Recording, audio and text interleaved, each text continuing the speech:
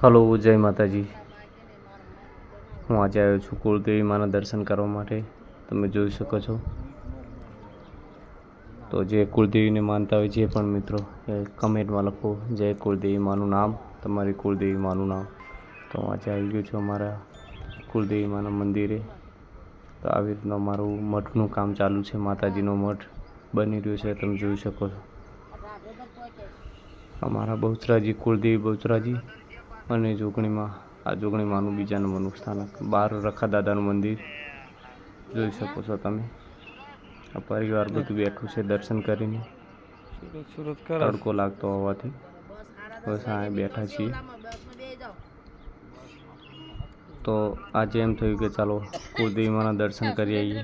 તો દર્શન કરવા માટે આવી ગયો છું।